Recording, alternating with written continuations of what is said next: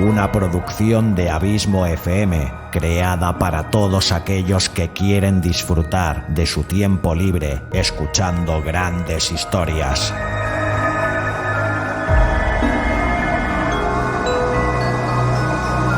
Audiolibros y relatos, un podcast literalmente literario.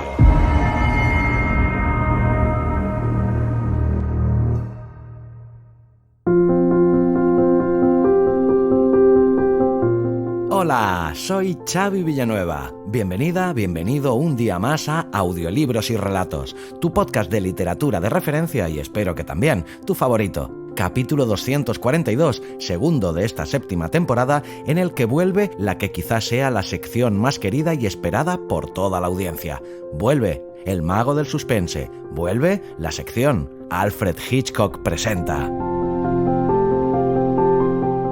Y el autor que ha escrito el relato de hoy se llama Kevin O'Donnell Jr. y nació el 29 de noviembre de 1950. Fue un autor estadounidense de ciencia ficción y se graduó en la Universidad de Yale en 1972. A lo largo de su carrera publicó más de 70 relatos en revistas como Alfred Hitchcock Mystery Magazine y Omni.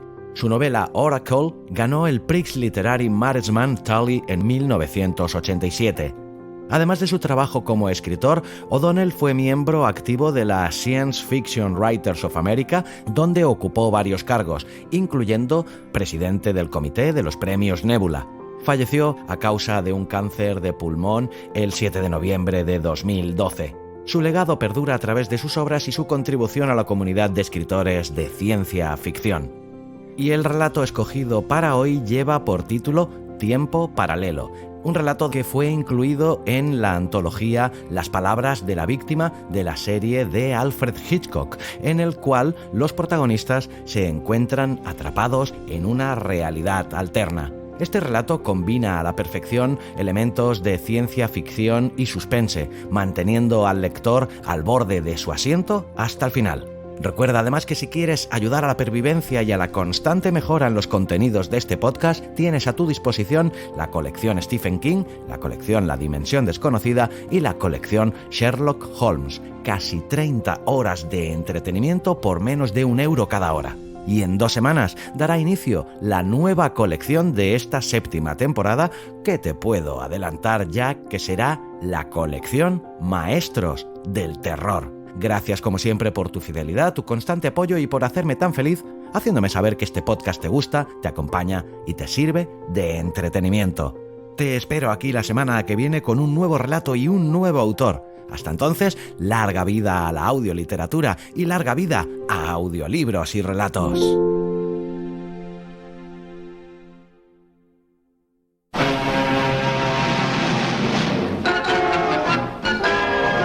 Alfred Hitchcock presenta Tiempo Paralelo, de Kevin O'Donnell Jr.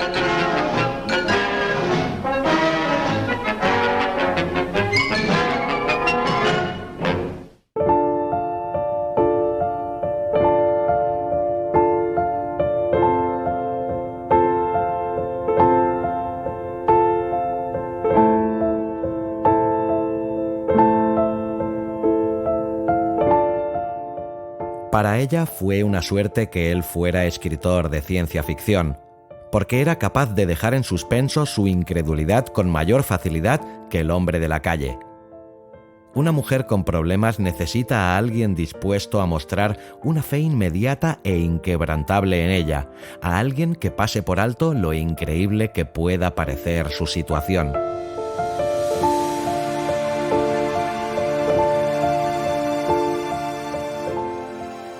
Él era perfecto. Llevaba más de 10 años escribiendo sobre ese tipo de temas y casi se creía los relatos que escribía. Dado que la dificultad del género radica en desarrollar historias plausibles a partir de unas premisas improbables, el escritor de ciencia ficción aprende pronto que no puede permitirse el lujo de despreciar lo imposible. Tiene que estar más que predispuesto a tomarse en serio cualquier idea inverosímil, al menos hasta que se resquebraje por incoherencias internas. lo que no quiere decir que los escritores de ciencia ficción sean gente con amplitud de miras, sino que sencillamente no cierran sus mentes a lo extraño tan rápidamente como los demás. Aunque también es cierto que las de los escritores que fuman porros para estimular su imaginación o beben buenos tragos de escocés para soltarse la lengua, se cierran aún más despacio. Cuando entró la mujer en su desordenado estudio, anunciándole que no era quien él imaginaba, sino una exiliada de una secuencia de tiempo distinta que corría prácticamente paralela a esta, él no se recostó en su viejísima silla giratoria y se echó a reír. Levantó un poco sus cejas oscuras y alargó la mano izquierda para coger un paquete de cigarrillos mientras la miraba fijamente, pero no se rió. «Siéntate», le dijo señalándole la silla llena de papeles de un rincón, la que había comprado al Ejército de Salvación. Desde detrás de la pantalla luminosa que había formado la cerilla encendida, observó atentamente sus movimientos, intentando determinar con precisión la nebulosa diferencia que ya había percibido en ella. «Resulta un tanto inusual», dijo dolorosamente consciente de la banalidad de sus palabras. «Me refiero a que... da igual, olvídalo. Me has dicho que provienes de una secuencia de tiempo paralela. ¿Se parece mucho a la nuestra?» Ella se encogió de hombros. «¿Cómo voy a saberlo?» Hubo algo en el modo en que movió su cabello rubio que le llamó la atención. Se quedó mirándolo un momento antes de darse cuenta de que la chica se hacía la raya a la izquierda. Su esposa se la hacía a la derecha. «Acabo de llegar aquí, George». Juntó las cejas en un fugaz gesto de preocupación que al escritor le resultó muy familiar. «¿Te llamas George? ¿No es así?» «Sí, y tú Ellen, si no me equivoco». «Exacto». Se echó hacia atrás en la silla retorciéndose hasta que el muelle roto quedó oculto a la vista bajo ella. Arrugó la nariz ante el olor a marihuana rancia. «Me dijiste... quiero decir que George me dijo en mí... dentro de mí... Oh, vaya... Mi George había dejado de fumar esa horrible porquería cuando se lo pedí. ¿Es que a tu Ellen no le molesta?» Él se removió en la silla, incómodo. «Bueno, sí, le molesta un poco. Pero últimamente, desde que le expliqué que no puedo trabajar sin fumar, tiende a callárselo». Movió la cabeza con pena. «Ha comprendido que la ciencia ficción se basa en la imaginación pura y que sin imaginación no podría vender mi material. Lo que escribo paga el alquiler, así que...» «Oh, vaya, ¿todavía sigues escribiendo eso?» Dijo eso con un tono de condescendencia muy parecido al que con frecuencia utilizaba su Ellen. «Mi George hace años que ya no toca el género y desde que lo dejó se gana mucho mejor la vida». Se llevó la pálida mano al collar de perlas y giró la cara lentamente, revisando cuidadosamente las paredes a la búsqueda de otras diferencias. El modo en que ignoraba el aspecto desastrado del estudio y de George pareció un tanto tímido. Según parecía, le desagradaba lo que la rodeaba, pero se esforzaba por mostrarse comprensiva. A esas alturas, él se había fijado en sus manos. Su esposa llevaba puesto a todas horas el anillo de casada. Esta mujer solo lucía un anillo de esmeraldas en el dedo corazón de la mano derecha. Evidentemente, las dos Ellen no tenían los mismos gustos en joyería. A la suya no le gustaban las perlas. «¿En tu mundo también lleváis anillos de boda?», le preguntó, impulsado repentinamente por la idea de que ella podía ser un buen material para una historia. Parpadeando, sus ojos azules claros descendieron a sus manos y se fijaron en el sencillo anillo de platino de George. «Sí», respondió. «¿Por qué me lo preguntas?» «Bueno», dijo él, incómodo. «No llevas puesto el tuyo». «No tengo». «Es que no te regalé... Vaya, quiero decir que si tu George no te regaló uno». «¿Y cómo iba a hacerlo? ¿Es que tú le regalaste uno a tu Ellen?»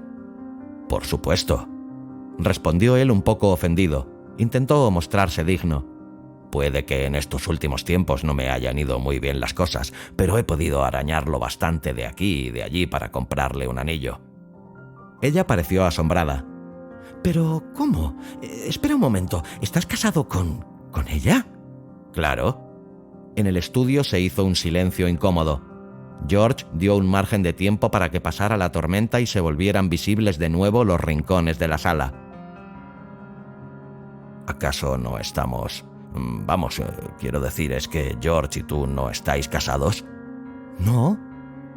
Ella mantuvo la barbilla alta, pero George pudo ver un destello de humedad en sus ojos. No lo estamos. Él dice que ella no le concede el divorcio. ¿Ella?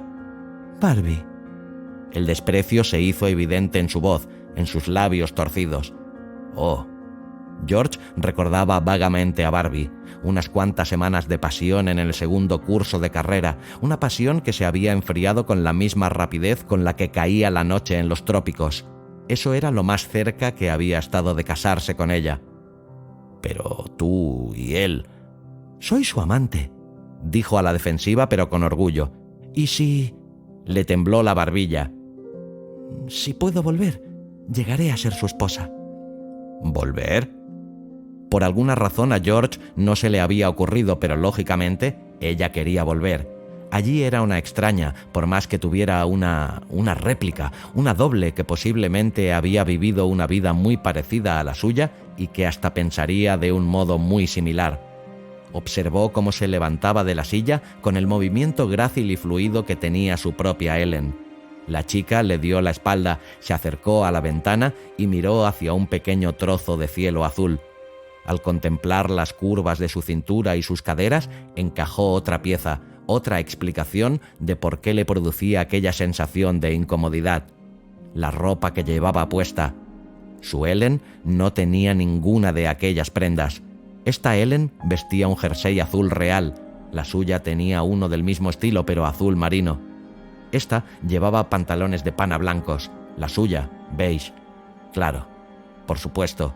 Se dio una palmada en la frente y se sintió más cómodo. Las diferencias, por mínimas que fueran, le habían estado desconcertando. ¿Puedes volver? Sí, respondió en voz baja, como si le estuviera hablando a la ventana. Sí, si estoy en el lugar adecuado en el momento oportuno. ¿Sabes cuál es el lugar adecuado? Oh, claro. Se dio la vuelta para mirarle de frente. La tonificante luz del sol recortó su silueta, proyectando una sombra sobre su rostro. George solía investigar en profundidad cuestiones como esa, en la época que se dedicaba a la ciencia ficción, ya sabes. Sí.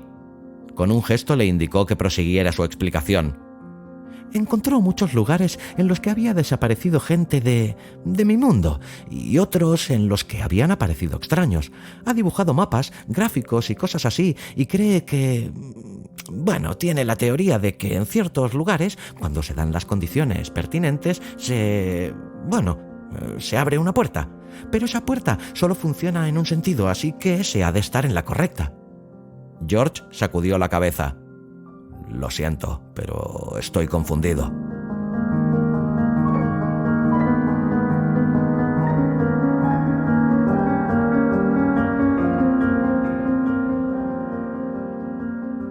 La mirada de la chica dejó claro que le parecía comprensible que no la entendiera, teniendo en cuenta su estado. Aquí hay una puerta, aquí, en New Haven. Se abre hacia el Green de mi mundo, pero solo se puede viajar de allí para aquí, no al revés, y solo se abre durante las peores tormentas. Bueno, ¿y cómo la atravesaste? Fue ella. Una repentina expresión de rabia contrajo sus rasgos y tiñó de un rubor púrpura sus mejillas. Barbie, espetó. Sabe lo nuestro, sabe que George quiere divorciarse para casarse conmigo. Barbie me invitó a comer en el centro de la ciudad.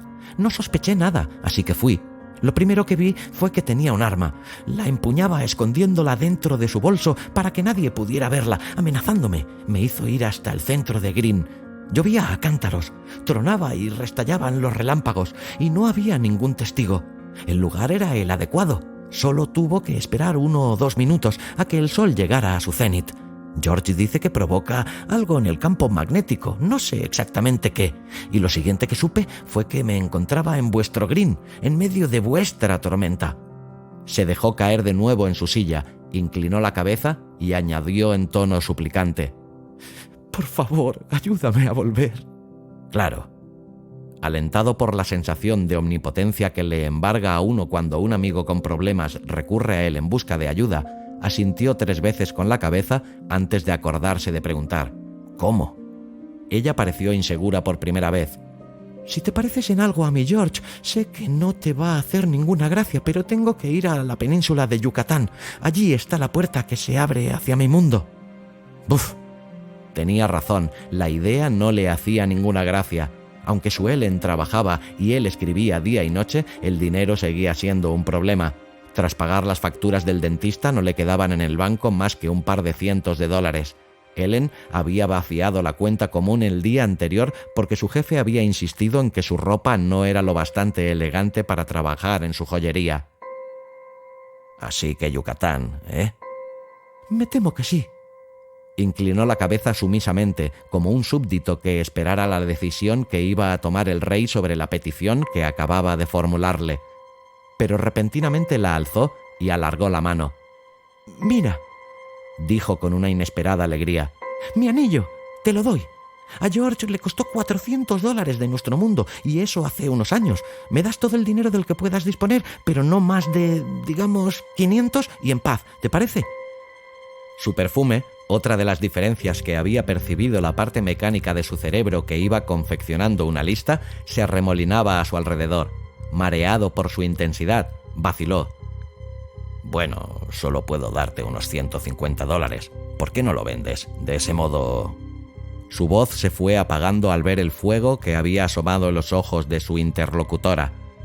«George», dijo con voz segura, «quiero llegar a Yucatán tan pronto como pueda. Quiero salir ya». «Bueno, eso no podría ser en ningún caso. Aquí no tengo ni un centavo en efectivo. Está todo en el banco y de verdad no se tardaría mucho en vender ese anillo». Vio como ella tensaba la mandíbula. Su Ellen solía adoptar la misma expresión a menudo. Por un instante se quedó maravillado ante lo próximos que eran ambos mundos. Además, insistió, en $200 podría estar la diferencia entre el éxito y el fracaso. «Por favor, George», dijo suspirando profundamente. «George, vender el anillo llevará su tiempo, lo que significa que probablemente acabe tropezándome con tu Ellen antes o después, y eso es algo contra lo que me advirtió mi George. Me dijo que nunca, bajo ninguna circunstancia, una persona podía conocer a su doble. Dijo que un encuentro así podía provocar la locura o algo peor. Por favor, George, coge el anillo, dame el dinero que puedas, aunque sea poco, y deja que me ponga en camino». La desesperación que apareció en sus ojos ablandó a George. «Muy bien», dijo finalmente. Abrió un cajón y revolvió buscando su cartilla. «Iré al banco, que está enfrente, y sacaré el dinero. Pero ¿qué vas a hacer con él? No es suficiente para un billete de avión». «Es verdad», reconoció ella. «Pero cogeré un autocar hasta Nueva York y allí buscaré una casa de empeños. Venderé mi collar». Le dio unos toquecitos. «Y saldré corriendo para Idlewild, donde tomaré el primer vuelo». ¿Idlewild? Sintió que se le arrugaba el entrecejo al oír la palabra. ¿Te refieres a Kennedy? ¿A quién le llamáis Kennedy?, preguntó ella con inocencia. ¿Por qué? Abrió la boca para responder, pero sus ojos vislumbraron el reloj de pared.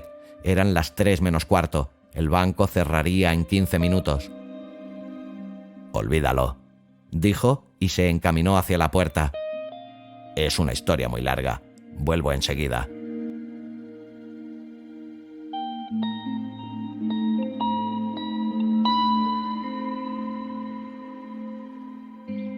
Regresó al cabo de 10 minutos, con $170 en billetes de 10, abultándole la cartera. «Ten», dijo al darle el dinero. «Es todo lo que tenía en mi cuenta. Por suerte, mi Ellen, cobra hoy. ¿Estás segura de que no te puedes quedar para conocerla? Le haría mucha gracia». «No», respondió con cierto pesar al levantarse. «No me atrevo. Es demasiado arriesgado para nuestra salud mental. Ya me he informado del horario de los autocares. Sale uno dentro de 20 minutos, así que he llamado a un taxi. Gracias, George. Muchas gracias». Movida por un impulso repentino, se inclinó hacia adelante y le besó en la boca. «¿Sabes?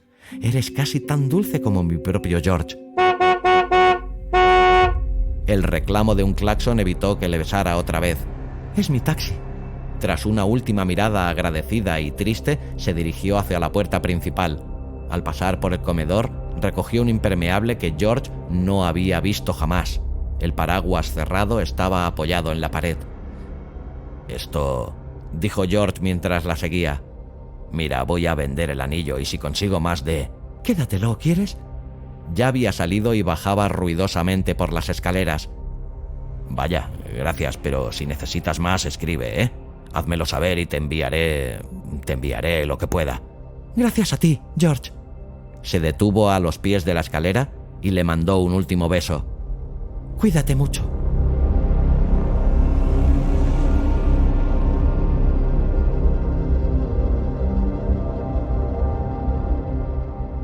Eran las 7 de la tarde y Ellen todavía no había vuelto a casa. George llamó a la tienda por cuarta vez y por cuarta vez no le respondieron. Una sensación de temor le estaba haciendo un nudo en el estómago. Ellen hacía autostop con frecuencia para ahorrarse el billete de autobús y se reía de sus temores. Pero maldita sea, en este mundo había verdaderos locos y... Cogió el teléfono cuando ni siquiera había sonado una vez. Era Aida Jenkins, la esposa del jefe de Ellen. «Hola, George». Le saludó. «Solo llamaba porque quería saber cómo se encuentra Ellen. ¿Está mejor?» «¿Qué, cómo se encuentra?», repitió aturdido. «¿Es que le pasó algo?». «Bueno, sí», respondió la voz débil y metálica. «Se sintió mal en el trabajo. Estabas tan encerrado en tu estudio que no te diste cuenta de que volvió a casa antes de la hora habitual». Sus ojos recorrieron frenéticamente la cocina. Sus oídos se aguzaron intentando captar el menor sonido que pudiera haber en el piso. «No creo que...». «Mira, ahora tengo que colgar. Tom va a llamarme desde Nueva York para hablarme de los nuevos artículos que ha comprado. Dile a Ellen que si no se encuentra bien, no hace falta que venga mañana, ni el viernes tampoco, pero dile que me llame mañana». «Ah, otra cosa, George. Se sentía tan mal que no se dio cuenta, pero recuérdale cuando se mejore que se ha llevado uno de nuestros anillos de muestra, uno grande y verde que parece una esmeralda. No te preocupes, ella sabrá a cuál me refiero. Buenas noches, George». Antes de que pudiera decir nada, Aida había colgado.